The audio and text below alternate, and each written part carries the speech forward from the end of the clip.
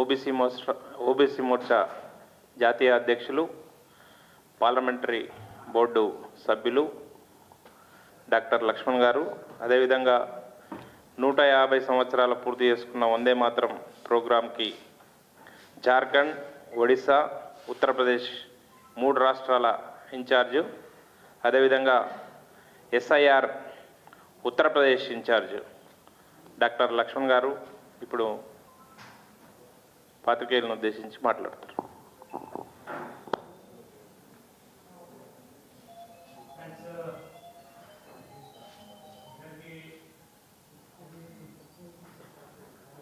అందరికీ నమస్కారాలు.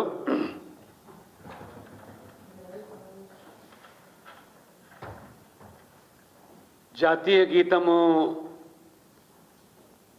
వందే మాతరం స్వరపరిచి ఈ ఏడాది 150 సంవత్సరాలు పూర్తి చేసుకుంటున్న సందర్భంలో కేంద్ర ప్రభుత్వము మొన్న జరిగినటువంటి కేంద్ర మంత్రివర్గ సమావేశంలో ప్రభుత్వ పరంగా అధికారికంగా ఈ ఉత్సవాలను దేశవ్యాప్తంగా జరపాలని, వందే మాతరం యొక్క గొప్పదనాన్ని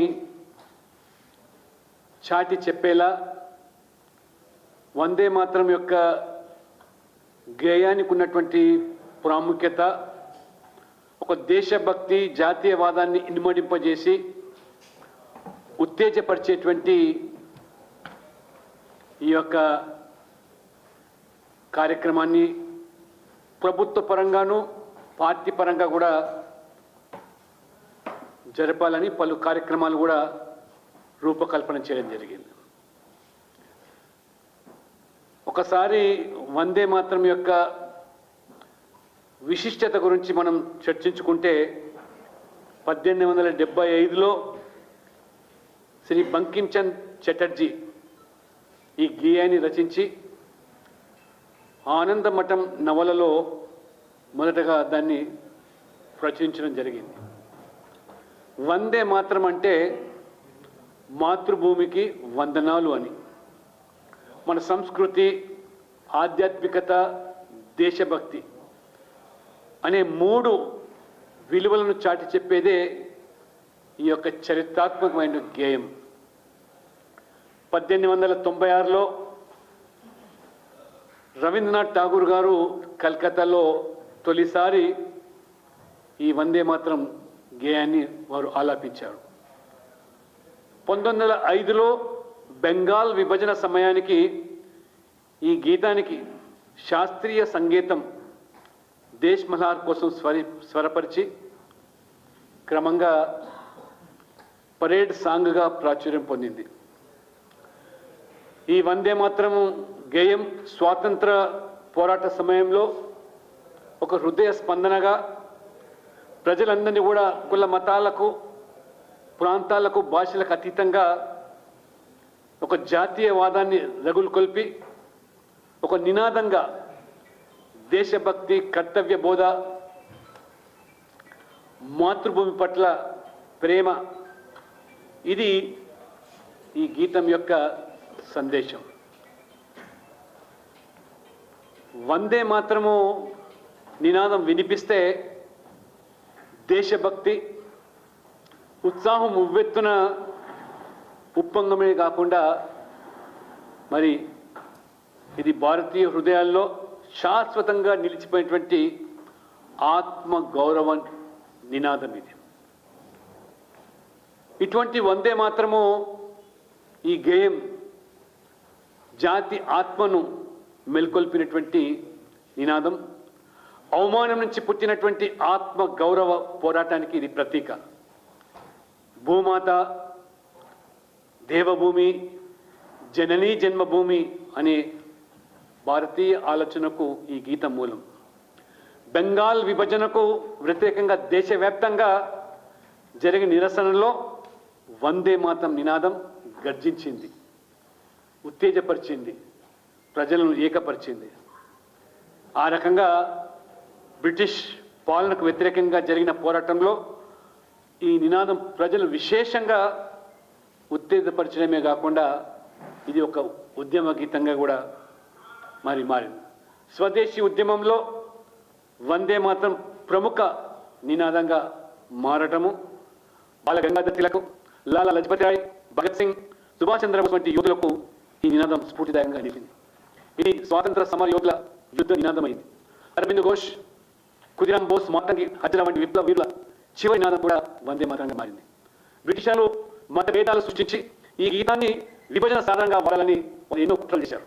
వందే మాత్రం యావత్ జాతిని ఏకం చేస్తుంది కాబట్టి, భారతీయ భావాన్ని పురికొల్పుతుంది కాబట్టి, ఏదో రకంగా ప్రజలు చీలిక తీసుకొచ్చేదానికి ఆనాడు బ్రిటిష్ పాలకులు కుట్రపడితే, మరి బ్రిటిష్ వాళ్ళే కాదు కాంగ్రెస్ కూడా మరి ఈ యొక్క వందే మాత్రం ఈ జాతీయ గేయాన్ని కూడా మతపరమైన కుటుంబంలో దాన్ని విశ్లేషించి మత రంగు పులిని మొదటిసారిగా 1923లో కాకినాడలో జరిగినటువంటి కాంగ్రెస్ సమావేశంలో వందే మాత్రం ఆలపించడానికి పండిత్ విష్ణు దిగంబర్ పలుస్కర్ వారు ఆహ్వానిస్తే, ఇస్లాంలో సంగీతంపై నిషేధం ఉందని అప్పటి కాంగ్రెస్ అధ్యక్షుడు మౌలానా మొహమ్మద్ అలీ ఈ గీతం ఆలపించడంపై అభ్యంతరం వ్యక్తం చేశారు.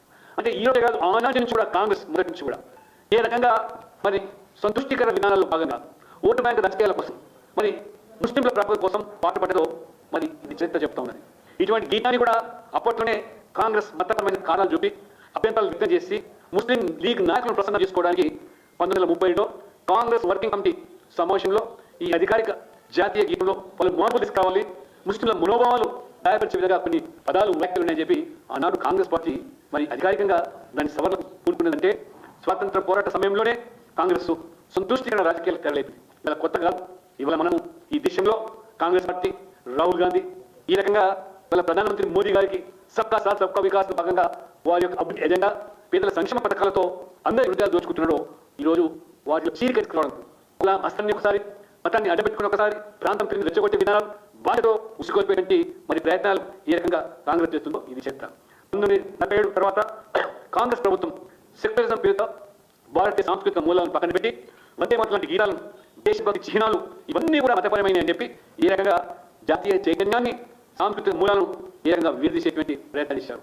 చివరికి డాక్టర్ బాబాసాహెబ్ అంబేద్కర్ యొక్క రాజ్యాంగంలో మరి ఆ రోజు ఆ పీఠికలో రామాయణానికి సంబంధించిన దృశ్యాల పట్ల కూడా ఏ రకంగా అభ్యంతరాలు వ్యక్తం చేశారో ఇది కాంగ్రెస్ దిగజారుడు రాజకీయానికి అర్థమవుతుంది.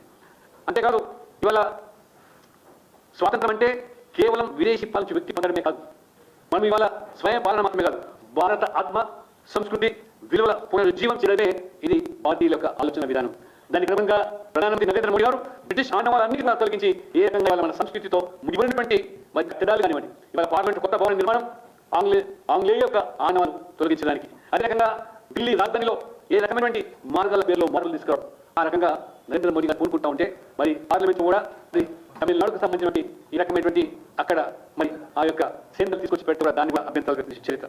అంతేకాదు 2017లో మన తెలంగాణలో జిహెచ్ఎంసీలో మరి ఆ రోజు ఒక సర్కులర్ జారీ చేసి స్కూళ్లలో, పాఠశాలలో విధిగా ఈ వందే మాత్రం గేయాన్ని ఆలపించాలని చెప్పి ఇది జాతీయ గేయం అని చెప్పి సర్కులర్ జారీ చేస్తే ముస్లిం పార్టీ నాయకుడు అక్బరుద్దీన్ ఓవైసీ దాన్ని అభ్యంతరం వ్యక్తం చేసి 80% సరే మీద ఈ హైదరాబాద్లో మరి ఈ గేయాన్ని బలవంతాన్ని పాటించడం భావి కాదని చెప్తే వెంటనే ఆనాటి బీఆర్ఎస్ ప్రభుత్వం, అది కాంగ్రెస్ పార్టీ మాత్రం కాదు, ఈ బీఆర్ఎస్ పార్టీ, ఈ కొన్ని రాజకీయ పరమైనటువంటి ఈ ప్రాంతీయ పార్టీలు కూడా కేవలం ముస్లింల ఓట్ల కోసం ఏ రకంగా వారు మరి పాపులాడుతున్నారో ఇవాళ మనం జూబ్లీ హిల్స్ ఉప ఎన్నికలు కూడా చూస్తున్నాం, కళ్ళ ముందు కనపడుతుంది. కాబట్టి 2019లో మధ్యప్రదేశ్ కాంగ్రెస్ ప్రభుత్వం సచివాలయం వందే మాత్రం మరి పాఠంపై ఆంక్షలు విధించారు. 1950లో భారత తొలి రాష్ట్రపతి రాజేంద్ర ప్రసాద్ వందే మాత్రంకు జాతీయ గీతాన్ని యొక్క మరి జాతీయ మరి ఈ గీతంగా వారు హోదా కల్పిస్తే ఈరోజు కాంగ్రెస్ పార్టీ ఏ రకంగా అభ్యంతరం వ్యక్తం చేస్తుంది. అందుకని ఈరోజు భారతీయ జనతా పార్టీ, మోదీ గారి ప్రభుత్వం మరి ఈ యొక్క వందే మాత్రం మరి దేశవ్యాప్తంగా వందే మాత్రం రేట్ ఆఫ్ 150 పేరు మీద 7 నవంబర్ నుంచి మొదలుకొని 25 నవంబర్ వరకు దేశవ్యాప్తంగా కూడా మరి అన్ని పాఠశాలల్లో, కళాశాలలో కూడా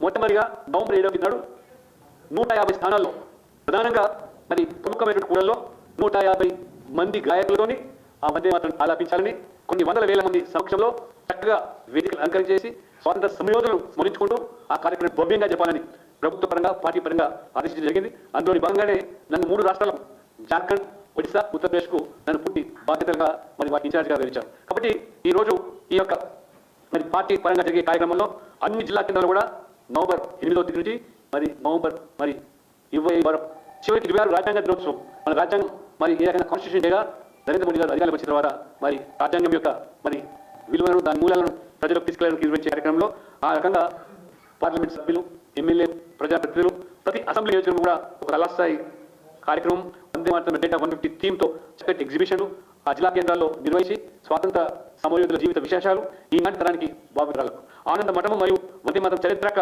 సాహిత్య అంశాలు కూడా సెమినార్లు నిర్వహించడం ఈ రకంగా మరి 7వ తేదీ తెలంగాణలో కూడా మరి భాషా గారు వారు ఇన్ఛార్జిగా ఈరోజు దాదాపు 5 స్థానాల్లో కూడా ఆదిలాబాద్, నిజామాబాద్, గోల్కొండ, మహబూబ్ నగర్, వరంగల్ ఈ 5 జిల్లా కేంద్రాల్లో కూడా నిర్వహించాలని చెప్పి పార్టీ నిర్ణయించింది. కాబట్టి 7వ తేదీ నాడు ఈ భవ్యమైన కార్యక్రమంలో మరి దేశభక్తులు, జాతీయవాదులు మరి ఆ రకంగా దేశ సమగ్రతను కోరుకునేటువంటి మరి మేధావులు, విద్యార్థులు, యువకులు, మహిళలు అందరూ కూడా పెద్ద సంఖ్యలో ఈ 150 స్థలాల్లో మొదటి విడతగా జరిగే కార్యక్రమంలో పాల్గొనాల్సిందిగా, పంచుకోవాల్సిందిగా మరి వందే మాత్రం గేయం కూడా పూర్తి గేయం 4 నిమిషాల విడుతూ ఉన్నటువంటి పూర్తి గేయాన్ని ఆ రకంగా ఆ రోజు ఆలపించాలని ఆ 150 మంది గాయకులతో 150 స్థానాలతో మొదటి విడత కార్యక్రమం 8వ తేదీ నుంచి జిల్లాల వారీగా, అసెంబ్లీల వారీగా మరి అన్ని స్కూళ్ళలో, కాలేజీలో కూడా జరపాలని పార్టీ నిర్ణయించింది. కాబట్టి మన తెలంగాణలో కూడా దీన్ని భవ్యంగా మరి ఆ రకంగా పెద్ద ఎత్తున జరపాలని చెప్పి కూడా పార్టీ నిర్ణయం తీసుకోవడం జరిగింది.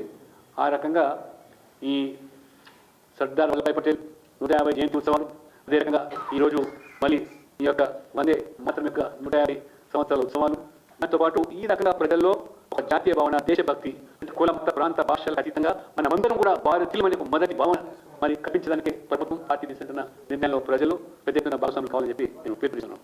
దాంతో ఏదైతే ఎస్ఐఆర్ స్పెషల్ ఇంటెన్సివ్ రివిజన్ కార్యక్రమం ఈరోజు ఎలక్షన్ కమిషన్ తీసుకుందో దాన్ని కూడా ఉత్తరప్రదేశ్ రాష్ట్రానికి కూడా జాతీయ పార్టీ నన్ను ఇన్ఛార్జిగా వివరించింది. కాబట్టి రేపటి నుంచి కూడా ఉత్తరప్రదేశ్లో మరి పర్యటన చేసి 1,70,000 బూత్లో BLA ఏజెంట్స్ నియామకం పూర్తి చేసుకొని ఆ స్పెషల్ ఇంటెన్సివ్ రివిజన్ కార్యక్రమంలో కూడా వాళ్ళని భాగస్వామ్యం చేయడం జరుగుతుంది.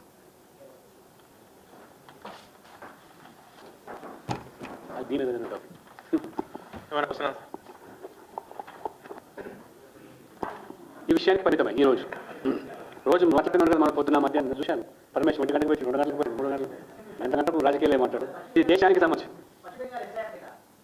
12 రాష్ట్రాల్లో ఇప్పుడు ఎలక్షన్ కమిషన్ ఎస్ఆర్ చేపట్టింది. ఖచ్చితంగా అందులో 12 రాష్ట్రాలు వెస్ట్ బెంగాల్ ఉంది ఎలక్షన్ కమిషన్. సుప్రీంకోర్టు కూడా ఏ రకంగా బీహార్లో పర్యవేక్షణ జరిగిందో తప్పకుండా మరి ఓటర్లలో పారదర్శకత రావాలని కోరుకుంటే ఎందుకు అభ్యంతరాలు పెడుతున్నారో పార్టీలు నాకు అర్థం కావట్లేదు.